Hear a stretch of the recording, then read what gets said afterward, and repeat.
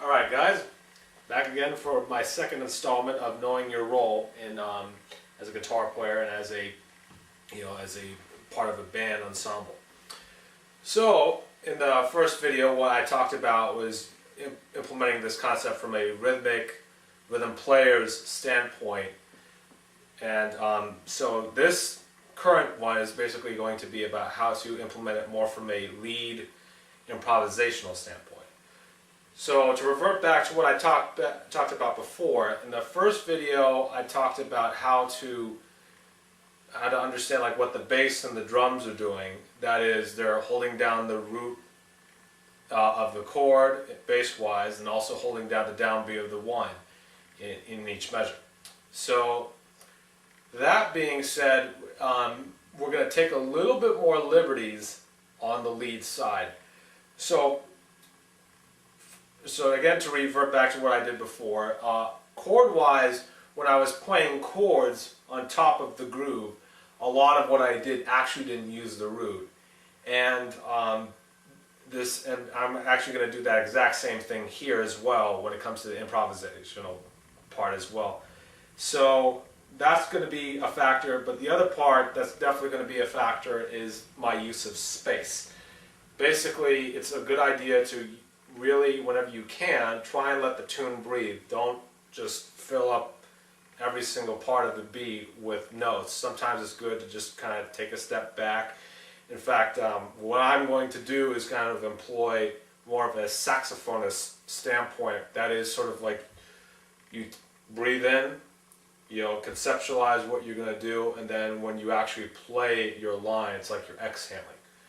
So you're going to see me periodically take little breaks in between my lines, not because I'm running out of things to do, but rather just because I'm trying to gear up for what I'm about to do next and give the tune a little bit of time to breathe.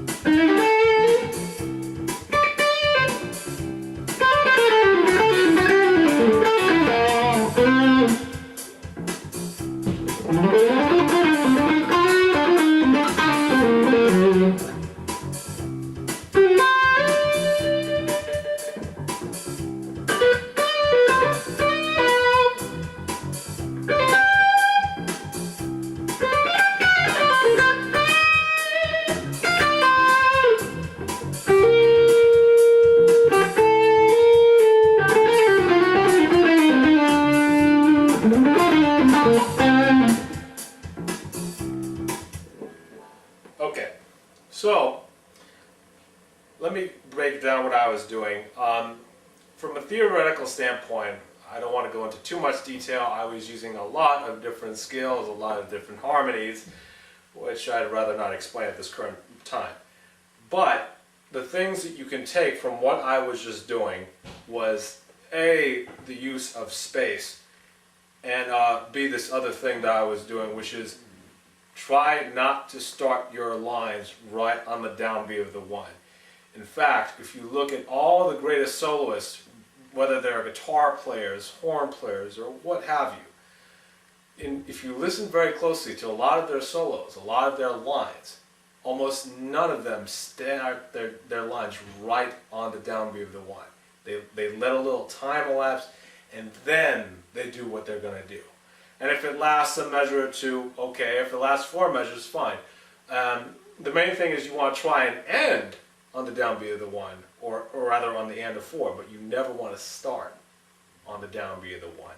So I'm going to play over this one more time, but this time what I'm going to do is I'm going to really drive home the point of not starting your lines on the downbeat of the one. Okay, so here's the count. 1, 2, 3, 4, 1, 2.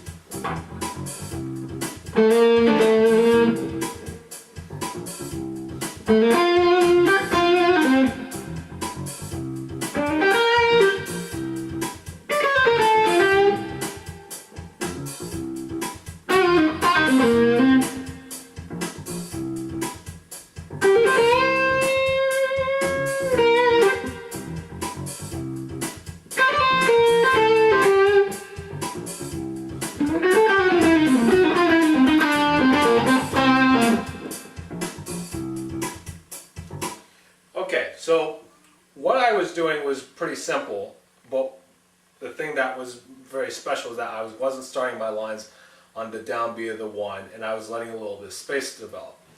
Now, conversely, suppose what happens if I do start my lines on the downbeat of the one.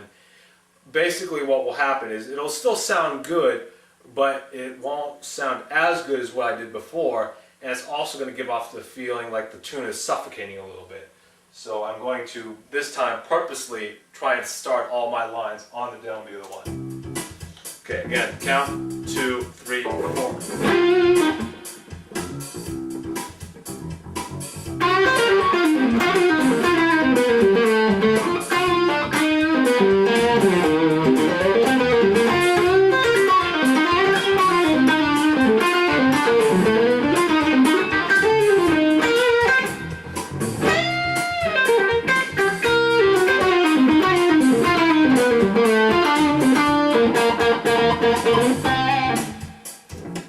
Okay, so that time I was really trying to put more emphasis on actually starting all my melodic ideas on the downbeat of the one. Now, I wouldn't say it sounded bad, but because I was obsessed more with the idea of outlining the downbeat of the one in each measure, I was less inclined to use space in between my lines, so it basically gave off the impression of everything that I do being a lot busier than it really should be.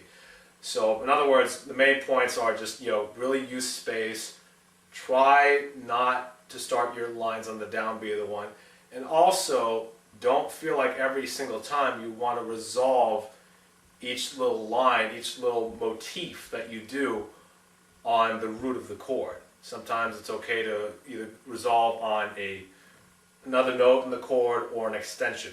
So, anyway guys, again, thanks for watching this current video, and I hope to see you soon.